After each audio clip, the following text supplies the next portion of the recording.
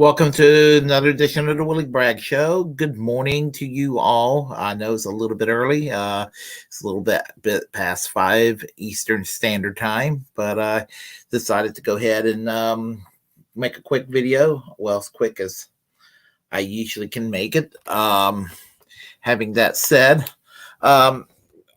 something came into my attention earlier this evening, and that's what I wanted to talk about, and is regarding Alexandria Ocasio-Cortez. So first, let's go ahead with some disclaimers with regard to AOC. Okay, the video that the controversy. Okay, so we'll start with that. All right. So let's see here. First of all, what I'm going to show you right now is this profile here on Twitter, because this is what it's about. See? Yeah, see this Twitter profile here? This is AOC's official Twitter page for the Congress as a Congresswoman. I just want to make that understood. That is her official Twitter page at AOC, at Rep AOC. So that is her official Twitter page. So you know that for a fact. So also what I like to show you is her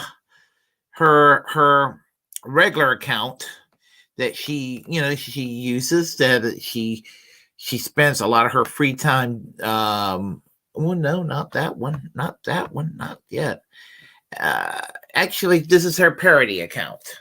But I will get back to that in a second here. What I was trying to do is I was trying to get at her regular account, and I accidentally did her parody account.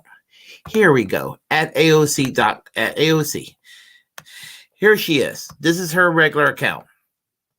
Okay, at AOC. You know, when you go on Twitter, that's how you can contact her, and everything. So there is that particular one. And then if you go to this particular one, it's called Alexandria Ocasio-Cortez at AOC Press. Now, I presume that this account here, this parody account, is basically probably somebody on the right that does not like her.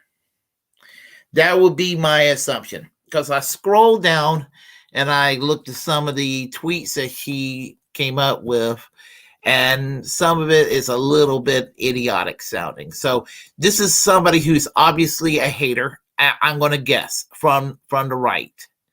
So, anyway, and here's the thing about that. There would have been a time that I would have really I wouldn't necessarily, it's a parody account, it's political humor, and because of that, I don't give a damn. Don't give a shit. I mean, it's humor, and because it's humor, I don't care. It's blue check mark and everything. I think everything's legal. I don't call for it to be taken down. It's done in jest. There's nothing here other than a partisan dislike of her. So, unless there's something that I'm not aware of, I don't have a problem with it. I wouldn't even have a problem with it, I guess, if it's somebody that I do respect. Although I used to respect her, but those days are over. So, but I wanted to go and make those clarifications because of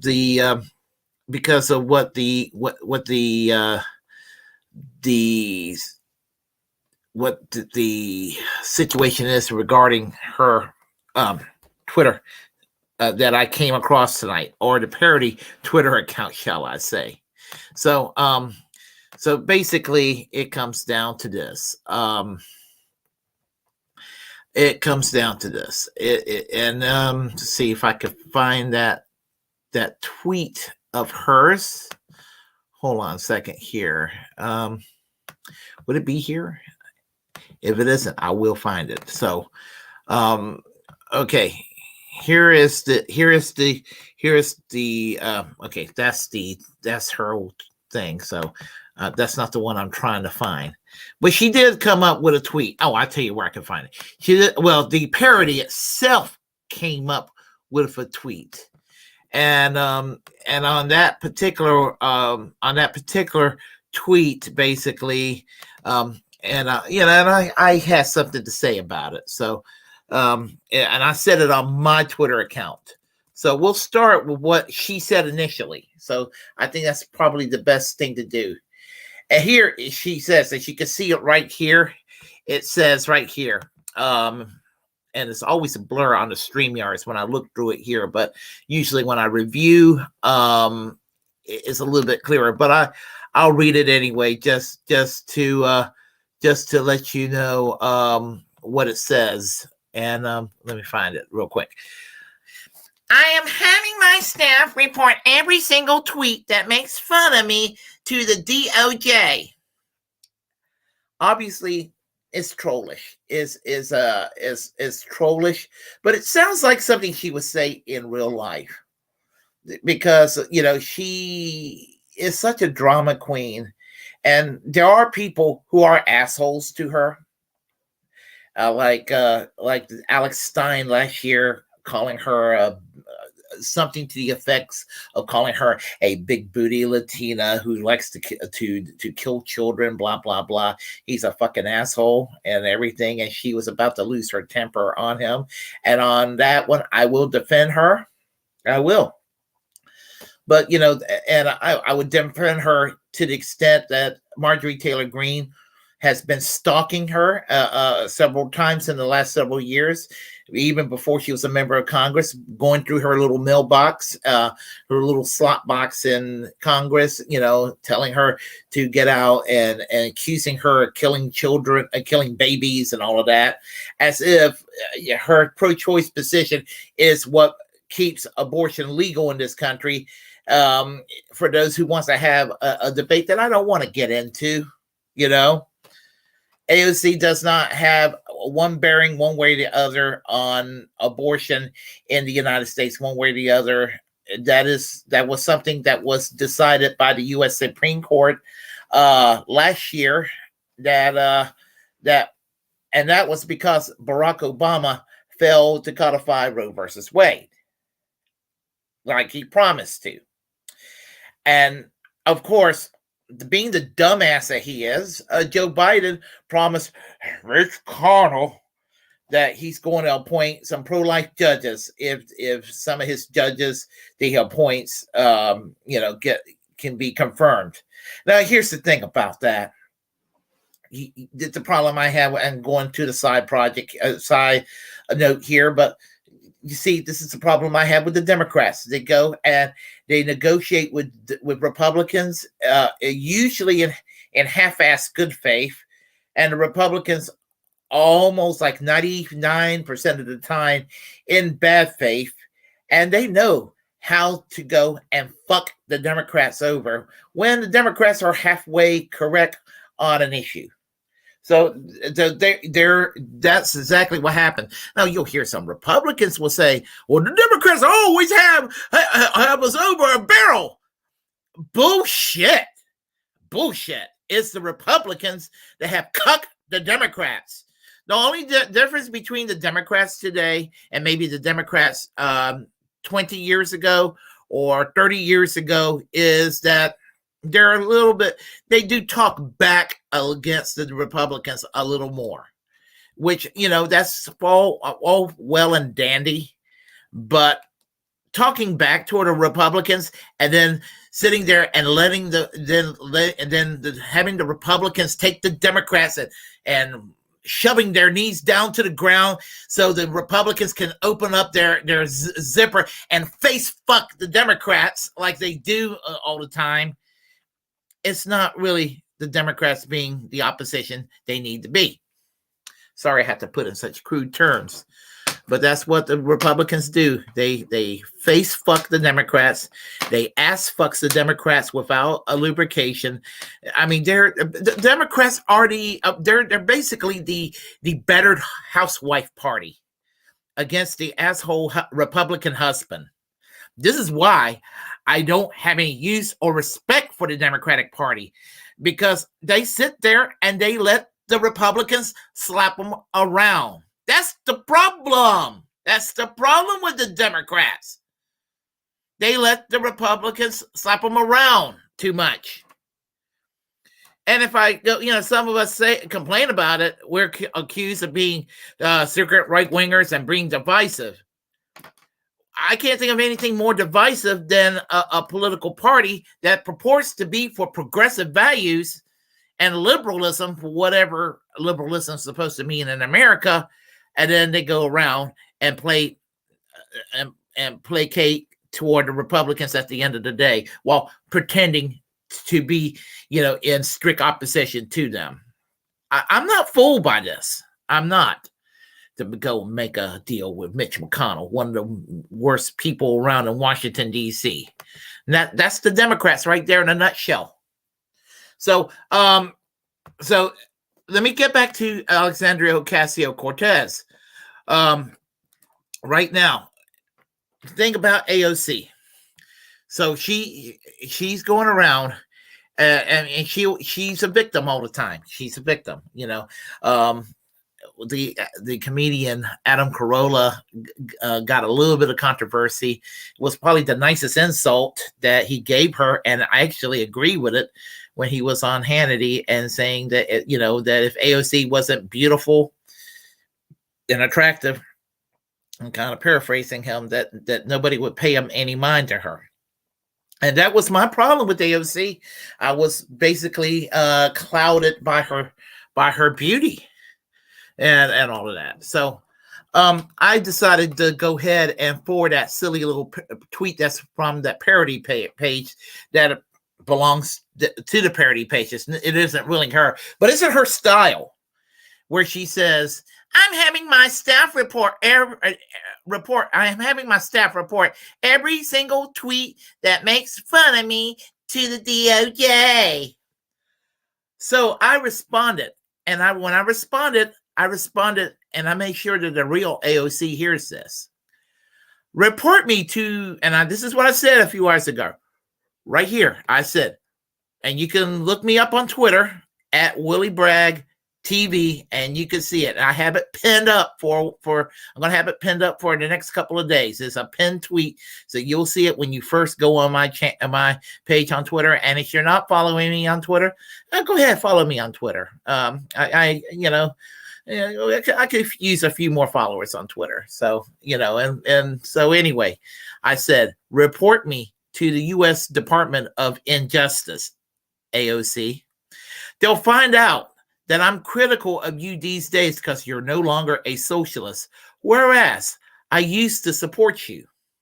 That same Injustice Department will also find out that I still think you're sexy and hot. So let's go out on a date. Now, why did I say that? Huh? You're probably wondering, why did he say that? Well, it kind of reminded me of what was said last year in relation to her going to Florida during the, I guess, since they have a very loose restrictions, or their restrictions are almost non-existent compared to some other states in the country.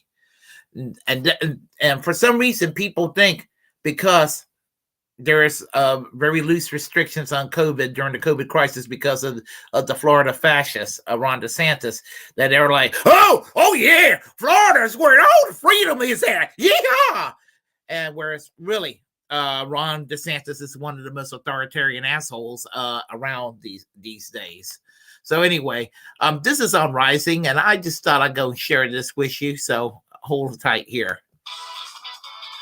Congresswoman Alexandria Ocasio-Cortez exchanged the New York winner for a Miami getaway last week, drawing swift criticism on social media over a maskless toast with her boyfriend as New York experiences record-breaking COVID case numbers. The Congresswoman was called out for the display of hypocrisy by critics on both sides of the aisle. Former Trump campaign advisor Steve Cortez tweeted out, quote, "If leftists like AOC actually thought mandates and masking worked, they wouldn't be frolicking in free Florida." He also added that her boyfriend's showing his gross, pale male feet in public.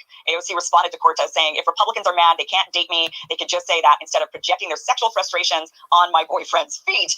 AOC still appears to be in good spirits in the Sunshine State and was spotted yesterday at a large maskless drag show at a Miami bar. Okay, her being at a drag show is one of her better points, okay? But here's the thing about AOC, calling AOC a leftist in the year 2022 or calling AOC a leftist in the year 2023 is laughable. She is closer to being a Hillary Clinton, Nancy Pelosi Democrat than she is any sort of progressive in this day and age. So, and that's the thing right there about her. She is very frustrating. She frustrates the shit out of me because, as I said, I used to support AOC, and I can't stress that enough. That when about this time 5 years ago, when I first heard of her, I was very happy that when she went and defeated Joe Crowley in the Democratic primaries in New York State over there in the 14th Congressional District, I was very happy back then because here's a person, a young woman who belongs to Democratic Socialists of America. I'm no stranger to that organization. I've been a member of DSA in the past. They're not the organization I once was admired, but they have a lot of good activists in the organizations and a lot of good, well-known people in organizations as well. So I don't completely write them off, but they have kind of sold out, and AOC is the embodiment of it. They're the ones, not Jimmy Dore, but it was DSA that came up with the forced to vote idea. They came up with it in a booklet about a situation where you can use leverage to hold Democrats accountable and to force them to go into concessions for real progressive legislative change. And had an opportunity. We had an opportunity. And some people tell me, "Hey, Willie, you talk about forced to vote way too much." But I want to tell you why I do. And listen, Bosch can sit there and get upset when people on the left talks about forced to vote. And he hates the people who talks about forced to vote, which is why Bosch is a stupid asshole. But the thing about it is that here was an opportunity. You defeated Donald Trump in 2020. Joe Biden, you defeated. It should have been Bernie Sanders, but be it as it may, it was Joe Biden. He defeated Donald Trump. Sorry, election denialists, you're full of shit if you think that Donald Trump was so fucking goddamn wonderful. No, Joe Biden was a piece of shit too. Now I voted third party. I had no stake in this game, but Joe Biden did win the election in 2020. And the thing about it is, he won this election, and there was a mandate to try to go and to move forward. He campaigned on a public option, prescription drugs to be lowered and things of that nature, to raise the wages to $15 an hour, to go and to expand union rights and all that. He didn't do a damn thing in this regard. He did not do a damn thing. But he kept one promise that there will be no fundamental change. But here's where the squad needed to do. They needed to come in there and say to their allies, to the candidate, to the members of Congress that were adjacent to the squad, we need to go and tell Nancy Pelosi, if you want to be Speaker of this House, you need to go and have a floor vote right now on Medicare for all. We had We have a pandemic, and we need people to have Medicare for all. And they cut, and they were too afraid to do this. And that was a wake-up call for AOC right there for me. That was the big slap in my face right there on AOC. Now, I went and overlooked it, because even though I was angry that AOC and the squad did not force the vote, I was like, okay, I'm angry, but maybe there are things in Congress, and maybe there are things behind the scenes in Congress that I'm not fully aware of, and maybe they have a backup plan to work on something, to work with Biden. I was hopeful they could do this. They didn't do a fucking thing. They did not do a fucking thing. They just sat there and become good little Democrats, good little down the line Democrats, and did not do a damn thing. But when Russia invaded Ukraine, they voted for the $40 billion to go to fucking Nazis in Ukraine. Our tax dollars will not go and pay for health care for all, but our tax dollars funds Nazis in the Ukraine. Our tax dollars. And we're sitting there and we're enabling a government with a goddamn kill list of Americans. But no health care for Americans. No guaranteed health care for Americans. This is what pisses me off. This is what pisses me off right now. And AOC whines, they're picking on me. When they were yelling at you at the town hall meetings, you deserve every bit of that getting yelled at, AOC. You deserved it. Not just you, and not just your sellout fraud squad members, but every corporate Democrat, every Republican, everybody deserves to be yelled at if they're an elected official in Washington, D.C. Every last fucking one of them, because they fucked the American people over. That's what it comes down to. But AOC, when the left goes and get angry with you, they get angry with you because you were supposed to go and fight for us. But you became a corporate Democrat instead.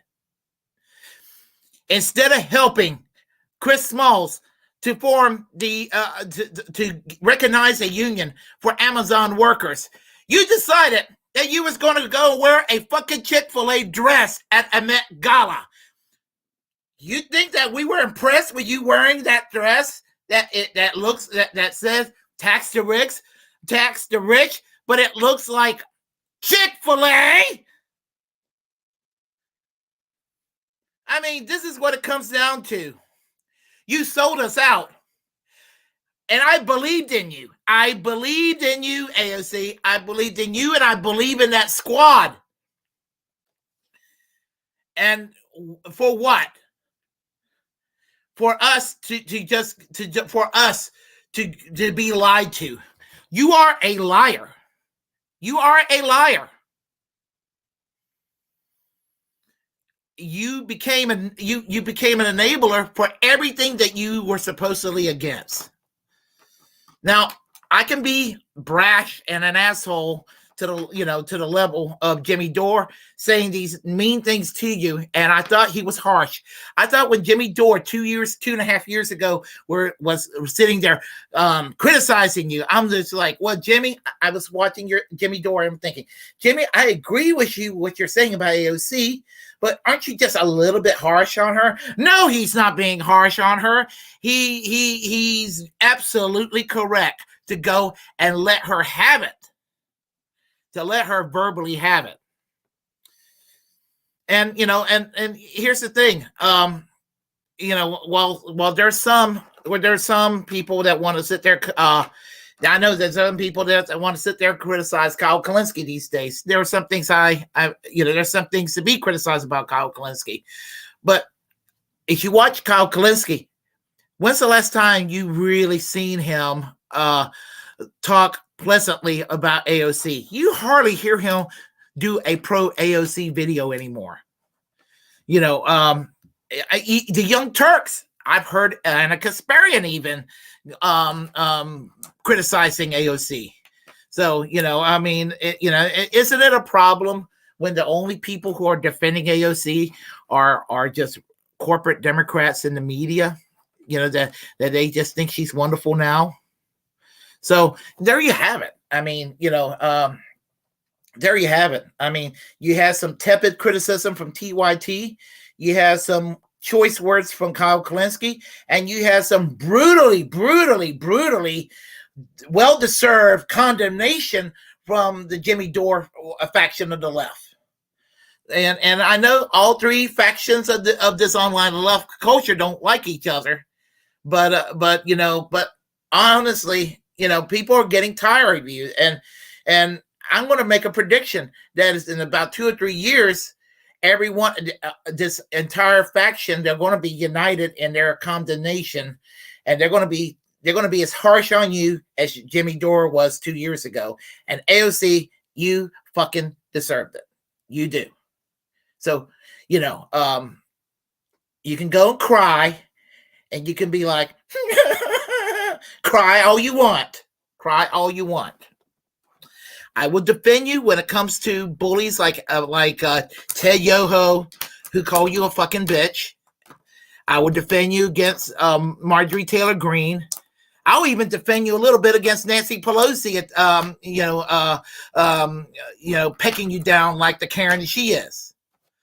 But where I can't forgive you, AOC, is you fucking us over. And so when Jimmy Dore said fuck you 2.5 years ago, I thought he was harsh, but no longer I could say that. So, all these people out there that went after you and shouted you down at these town hall meetings, all I got to say is when you go to another town hall meeting, I hope they keep shouting you down until you finally realize it, or you finally step down from Congress. Because, you're part of the reason I don't want to vote anymore. You are. You're part of the reason why I lost faith in voting. So, anyway, if y'all like what you heard, please press like and comment. If you disagree with what I have to say, comment anyway. Feel free to share the content on this channel. If you as the First Amendment absolutist, it's my duty to inform you to create your own platform and utilize it, because we are in fact the muckrakers of our time. What can I say? And feel free to follow me on Twitter, Facebook, on YouTube, Twitch. So soon I will be streaming some way, somehow on Rumble and some of the other platforms. So we have here on the chat line a couple of people on the chat line, but I see one person.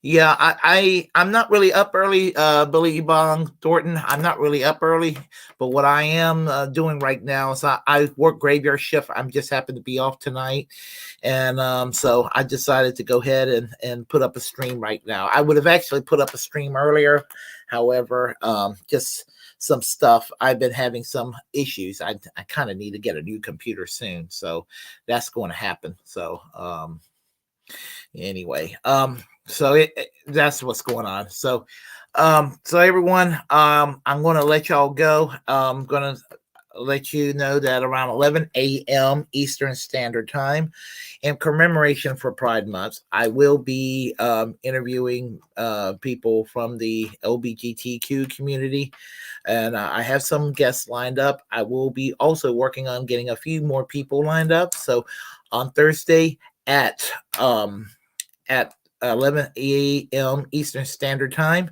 I will be interviewing Catherine McCloskey. She's a transgender feminist, socialist, anti-war activist, and I will be interviewing her about her life experience and everything. So be sure to come back here at 11 a.m. Eastern Standard Time. And until next time, I am Willy Bragg. Pardon my temper, but when I think that when I think about this country not having universal health care in light of us going through COVID and how unprepared we were, and seeing the opportunity, the one big opportunity we have right now in our lifetimes, knowing full well we may never get this opportunity again, just baffles me and depresses me to no end. So anyway, I will talk to you all later. Take care. And I will talk to you all later. Take care. Until next time. Bye-bye.